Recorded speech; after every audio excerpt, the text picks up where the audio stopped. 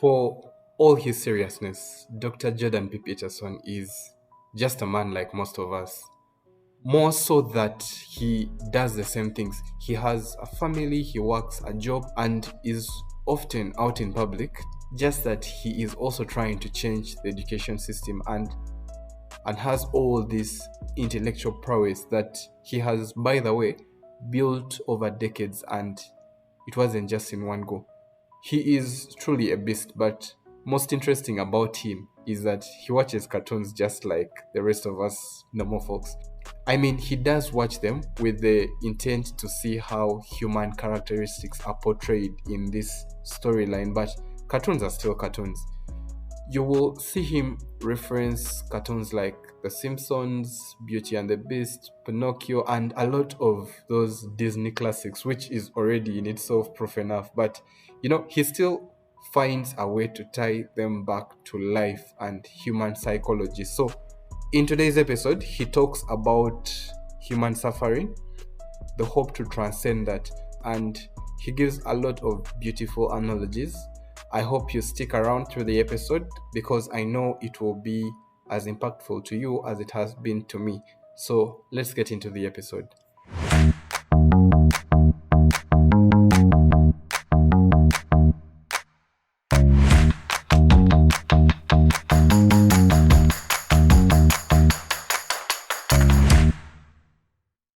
Welcome back to the 5 to 9 job. In episode 6, for those of you that have listened to it, we had from the brilliant Dr. Jordan B. Peterson on the importance of making a plan and taking responsibility for your life. So today we return to his profound insights, this time on suffering, hope, and the human spirit. Jordan B. Peterson, just to give you a background, is a Canadian clinical psychologist. He's an author of various books, including Maps of Meaning, 12 Rules for Life, Beyond Order, and currently right now out is We Who Wrestle with God. He is also a public intellectual. He has so many debates online. He has so many lectures as well. And he's also now doing something that's pretty interesting. He has this idea for a university that he has called the Peterson Academy that he's actually started and enrolling. So if you just type out his name, you'll be able to see all his pages. He was actually more famous the time I came to know him for his self-authoring program. And I would encourage you to actually just go out and look for him. Anyway, that's the intro on the speaker. Let's get into the audio. I encourage you to listen well and listen slow. Jordan B. Peterson, everyone. I talk a lot to my audiences about what I believe to be incontrovertible facts. And I think that the fundamental incontrovertible fact is that life is suffering. And I think that that's why that's a primary axiom of religious belief, in some sense, almost regardless of the faith, that life is suffering. And everyone knows that, although they don't necessarily like to admit it or to talk about it. I mean, you don't have to scrape beneath the surface very far in someone's life to find a tragedy lurking if the person that you're speaking with doesn't have something pretty awful happening to them right at the moment, economically or socially or within their family or physically or mentally. The probability that someone they love has a problem of that sort is extraordinarily high. And if you happen to be among the fortunate minority for whom that isn't true, well, all you have to do is wait, and it will be true soon enough, and sooner than you think, and worse than you imagine. And everyone knows that. And so it's easy to understand why people become cynical and bitter and hurt and nihilistic. Now, I think there's a progression in life. If you're naive, you think that life will be easy and that people are basically good, and then you have some experiences if you're not sheltered too much, and that gets taken away from you because you betray yourself or other people betray you, or you encounter a tragedy, and then your naivety is shattered, and the most likely place that you'll go from there is into something approximating cynicism, because You don't know the alternative, and your initial faith, which was not faith but naivety, is shattered by the terrible reality of what you encounter. And then as a cynical person, you're more wise than you are as a naive person. And then that's a strange thing, because you're worse in some sense than you were. You know, you're not as optimistic, and you're not as filled with hope, and your life is more difficult. And you're probably harder on other people and with more of a tendency towards cruelty. And none of that seems positive, but there's a wisdom in cynicism that the naive lack. But the problem is there that cynicism is not a useful antidote to, let's say, tragedy and malevolence, because there are places that you go past cynicism as you approach wisdom.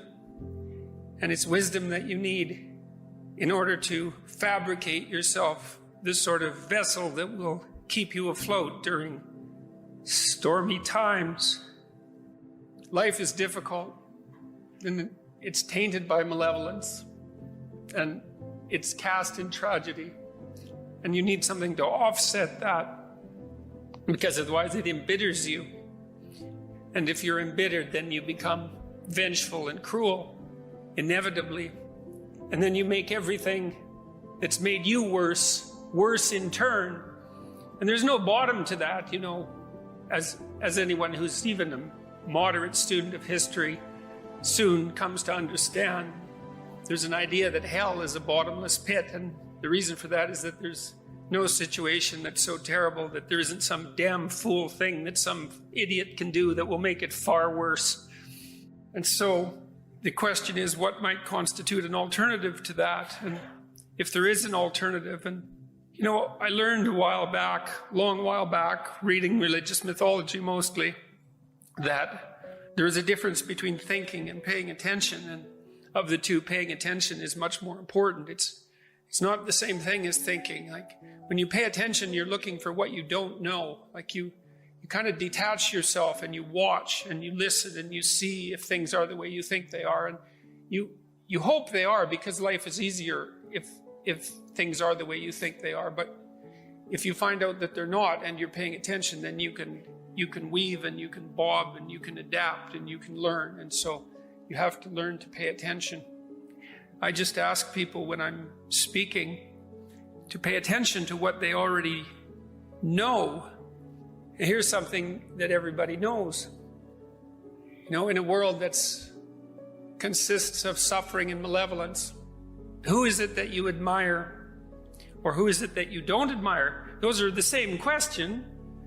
If you know who you don't admire, well, then you have a negative model and you can go for the opposite. And if you know who you admire, well, then you can copy that. And the instinct for admiration is an instinct for imitation. And we're very imitative creatures. And our instinct for admiration is the instinct for imitation. And what would you call it? A deeply biologically and metaphysically rooted guideline to the proper path of life. The question is there a proper path of life? There's certainly pathways that make things worse. That's something to know. You could avoid those. And if there are pathways that make things worse, then there are the opposite pathways, even though those might not be so clear. I think that's why we're often so enamored of evil characters in fictional representations, is because it's clearer. It's easier in some sense to make what constitutes the dark path clearer. It's easier for people to understand, whereas the path that's positive is murkier and more difficult to ascertain. But at the very least, you know it's the opposite of that. So, well, who do you admire? Or we could start by, who don't you admire? You don't admire an adult who won't take responsibility for himself or herself, and could. You know, I understand there are people that are so broken and hurt that they need help constantly because they can't take responsibility for themselves, or they can in small ways, but not completely. But you don't admire someone who won't take responsibility for themselves. In fact, you have a sense of contempt for that. And if you happen to be that person, then you'll wake up in the middle of the night and berate yourself with what's left of your conscience for failing to undertake your moral duty, your intrinsic moral duty. And you can't escape that. And that's so interesting. No, that you can't escape that. If you were the creature who could invent your own values, as Nietzsche suggested, as an antidote to the death of God, then you just forgive your transgressions and you wouldn't suffer the bitter pangs of conscience, but you do. And the reason you do is because you're doing things that are wrong and you should stop, and you know it, maybe you can't. And then, well, let's say then the opposite is that you admire someone who can take responsibility for himself or herself. That's a start. And then maybe you admire someone even more if they've forged their character sufficiently to move past cynicism so that not only they take responsibility for themselves, but they can take responsibility for their family. And they're there for the people who love them when it's necessary. And if you do that, then you have something, I wouldn't say necessarily to be proud of, but at least you have one less thing to upbraid yourself with. And that's something.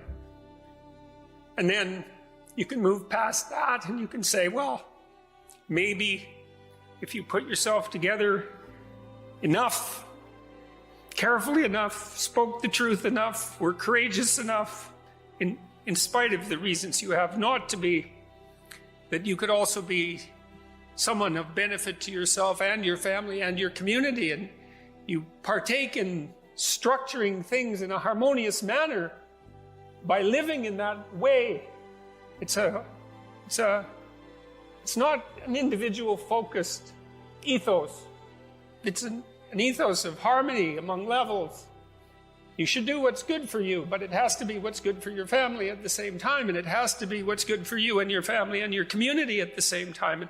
And that works musically, it makes all the levels work in harmony. And you can tell when that's happening. And this is another thing that's of great utility to know, is that when you're in that place where you're acting in the proper manner and you're facing things courageously and you're speaking the truth, you're imbued with a sense of fundamental meaning. And that meaning is the antidote to the catastrophe of life. And it's the antidote psychologically, because you have to have that meaning, because otherwise your life is too dark and too dreadful and it will corrupt you. So it's the antidote psychologically, but it's also the antidote practically, because we're not nothing, us human beings. They say that we're made in the image of God. And it's hard to say what that means, but it means, at least in part, to participate in the process of bringing the good into being. And we can all do that, and the opposite. And if we accept our responsibility to ourselves and to other people and to our communities, and we lift that load up, then we live lives that are meaningful, and that stops us from being corrupt. It provides us with a medication against catastrophe, and it also practically improves the world.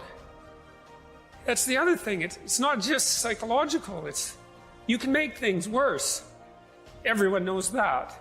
And no doubt you have in many ways. But you can make things better. And they actually get better. And there's reason for hope.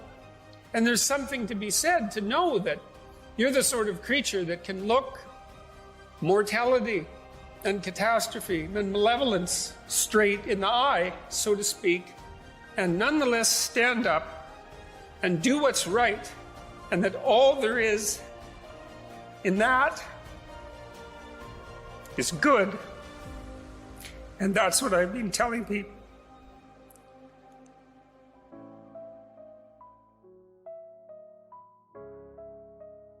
Dr. Peterson's perspectives on suffering is amazing and also very true. I first listened to this talk on YouTube and I almost cried like he did while giving it, because everything he said was so true. It resonated so much with me, and I could see it in every instance I was in. If you aren't going through something now, it's bound to happen soon. So the best plan you have is to be strong and to take it on and know that, you know what, I can prevail out of this. As he said, you don't need to give into the malevolence. So what I mean by that is that despair, that hate, that all those bad characteristics that come out of you when you are suffering, when you are in a bad place, you don't need to give into that. You can actually look at life's tragedies in the eye and choose to rise above them. It's a deeper call for us to stop doing the things we know are wrong and to step into this kind of responsibility that gives life meaning, acting right by yourself, by your family, and by the community around you. One of the things that attracted me to Dr. Peterson's work was that he doesn't shy away from calling something out the way it is.